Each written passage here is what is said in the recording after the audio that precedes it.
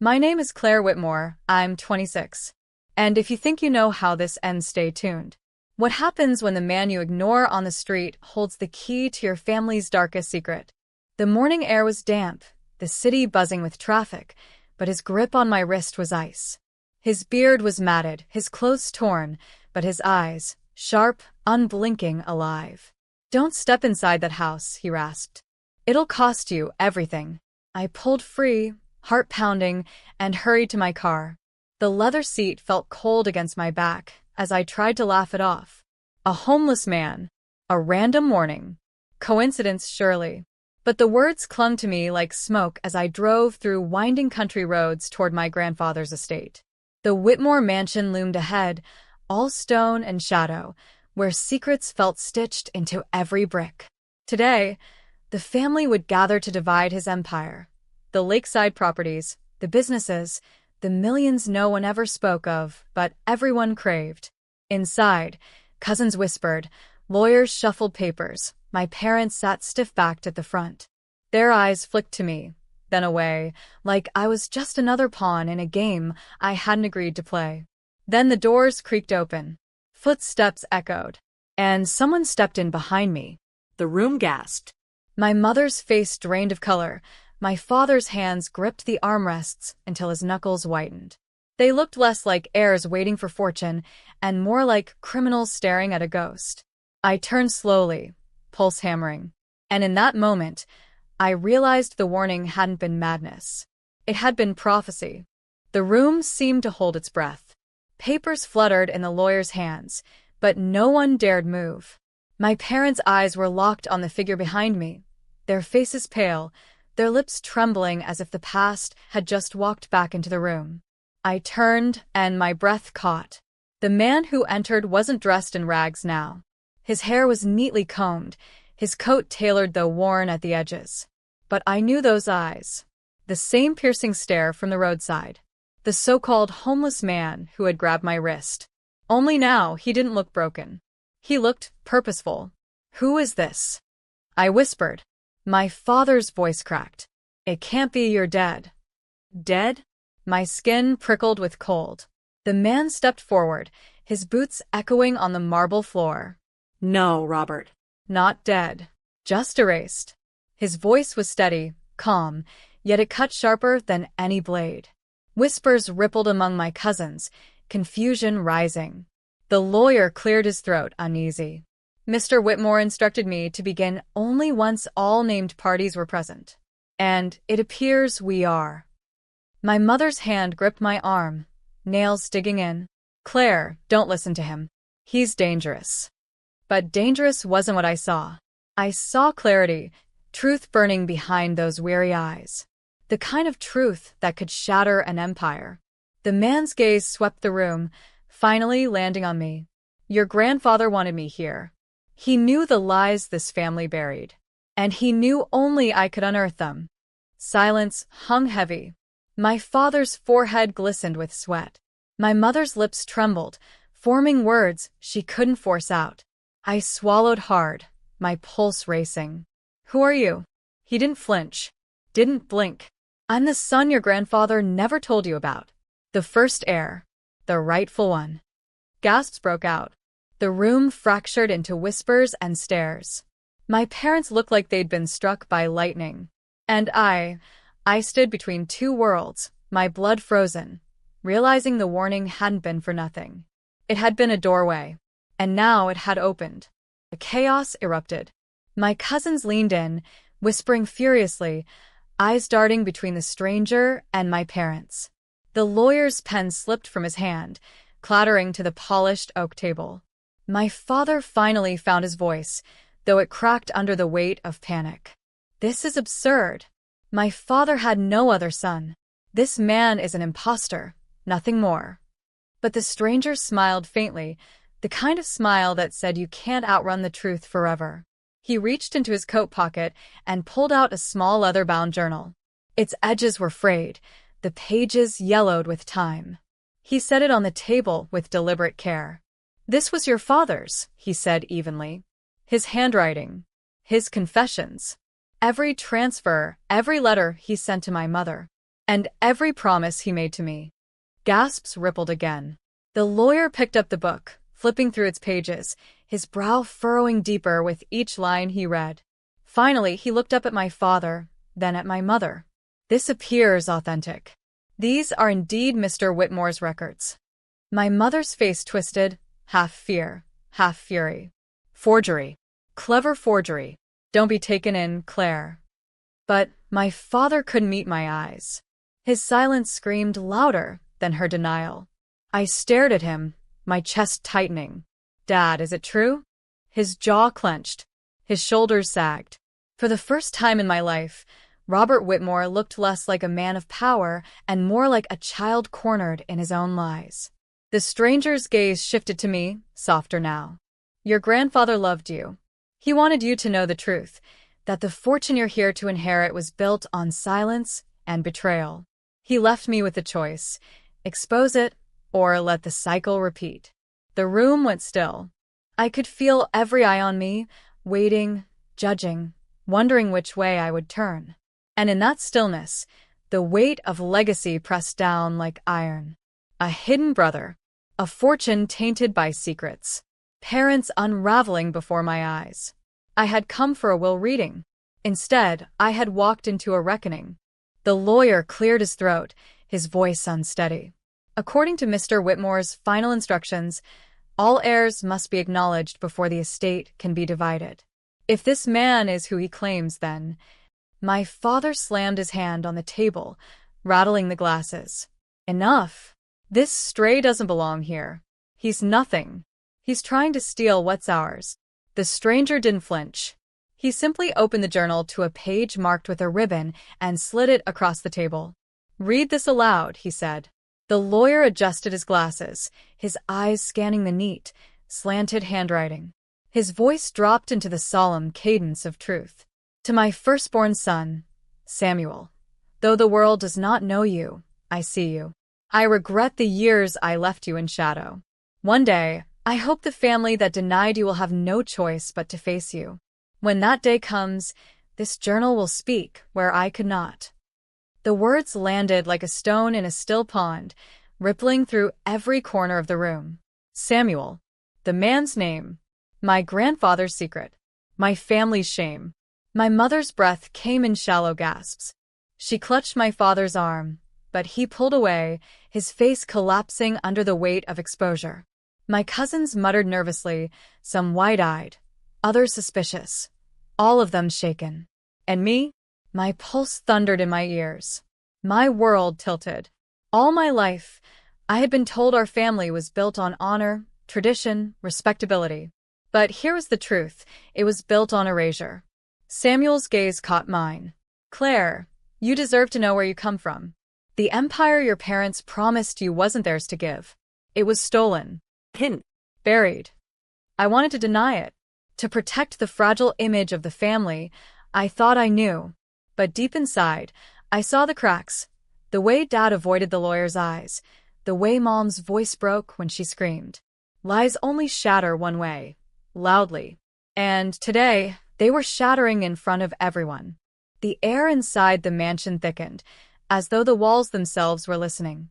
Samuel stood taller now, not the ragged figure who had stopped me in the street, but a man stepping back into the place he'd been denied. He placed a folded letter beside the journal. This is dated 2 weeks before your grandfather passed. His signature is notarized. He wanted me here. The lawyer read it silently, then nodded with grim certainty. It's valid. Mr. Whitmore explicitly named Samuel as his eldest son and heir. By law, his claim must be considered equal. Gasps cut through the room. My father buried his face in his hands. My mother whispered, "No, this can't be happening." I sat frozen, my heart hammering. Equal heir? That meant everything I thought was destined for me, for my parents, for my brother, was no longer certain. My cousins erupted into whispers. We'll lose everything. He'll take it all. How did they keep him secret? Samuel's voice rose above the noise, calm but firm. I don't want revenge. I want recognition. I want the truth spoken aloud after a lifetime of silence. He turned to me then, and his gaze softened. Claire, You deserve to inherit without lies tainting it. But your parents built their power by denying me. You have to decide, stand with the truth or keep living their fiction. The room stilled. Every eye shifted to me. I saw my mother shaking her head violently, her lips mouthing, "Don't you dare." My father's eyes begged silently for loyalty. The cousins waited hungrily, watching me like vultures circling a battlefield. My throat tightened. I thought of the homeless man who'd grabbed my wrist, his warning seared into my bones. If you value your life, don't step inside. Now I understood. It wasn't just about wealth. It was about survival, of integrity, of truth, of bloodlines twisted into chains. I drew a shaky breath. If Grandpa wanted you here, Samuel, then you belong here. No one can erase that. The words hung heavy. My parents gasped, collapsing into their chairs as though my voice had cracked the last defense they had. And deep inside, I felt the shift. This wasn't just his reckoning. It was mine. The lawyer's pen scratched across the paper, recording every word, every acknowledgement. My parents sat in stunned silence, their empire of denial crumbling with each stroke of ink.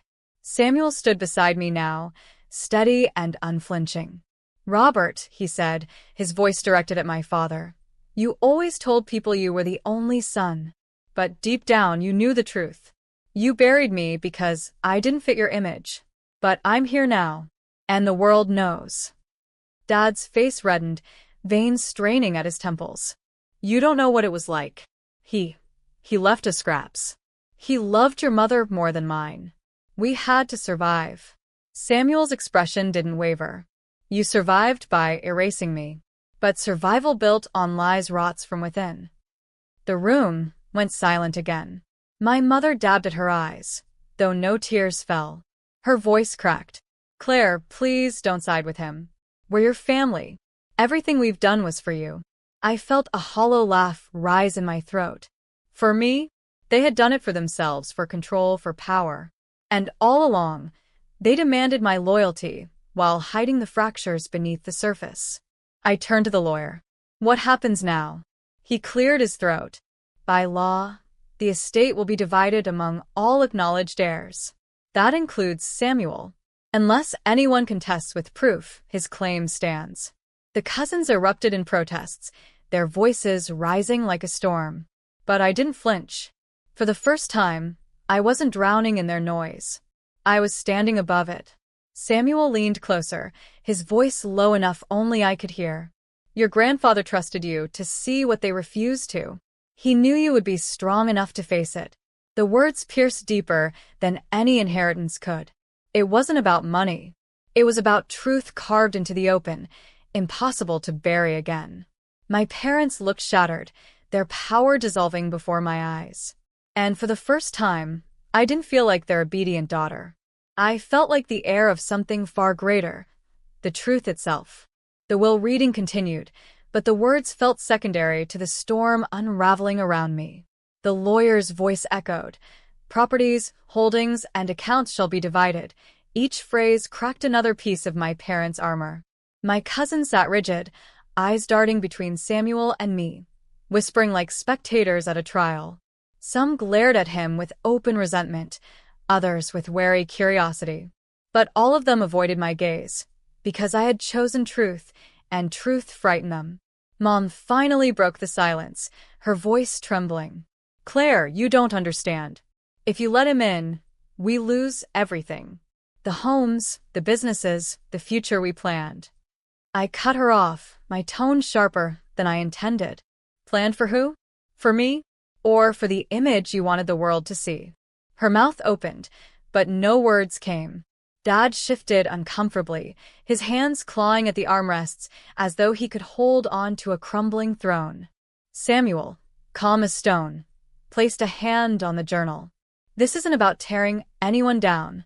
It's about being seen, about existing." The lawyer nodded solemnly. "And by law, his existence cannot be denied any longer." My parents looked at me then, desperation pooling in their eyes. As if I could undo this with a single word.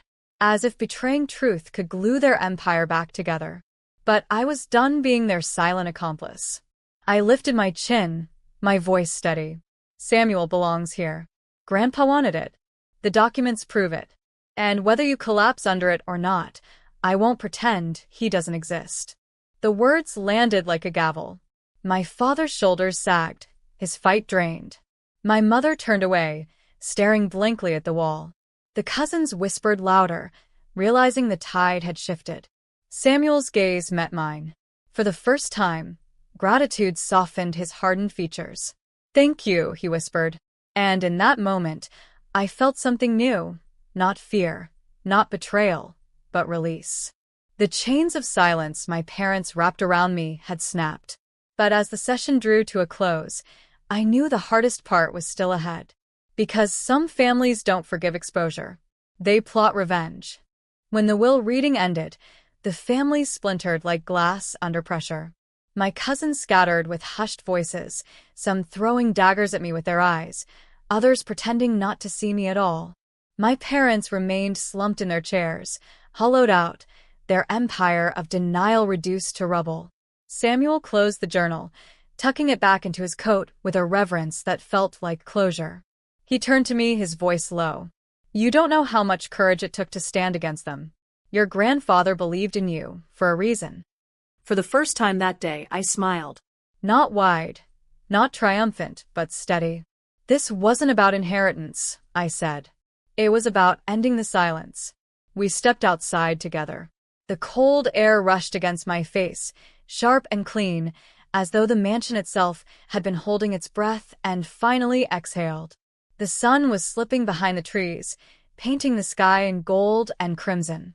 For the first time, the estate didn't feel like a battlefield. It felt like freedom. As we reached the gates, my phone buzzed. A message from Mom. "You've destroyed this family. We'll never forgive you." I stared at it, then slid the phone back into my pocket. Forgiveness wasn't mine to beg for. It was theirs to wrestle with. My only duty was to the truth. Samuel paused at the gate, his eyes scanning the horizon like a man who had finally stepped out of shadow. "He left us both a legacy, Claire. Not the wealth, not the property, but the courage to choose truth over comfort." I nodded, feeling the weight lift from my chest. Behind us, the mansion loomed, a monument to lies now cracked open. Ahead of us stretched a road I had never dared to walk until now. I didn't know where it led, but I knew one thing. I was no longer walking it alone. And as the evening wind carried away the echoes of my parents' denial, I felt a clarity so sharp it was almost holy. The truth had cost me a family, but it had given me myself.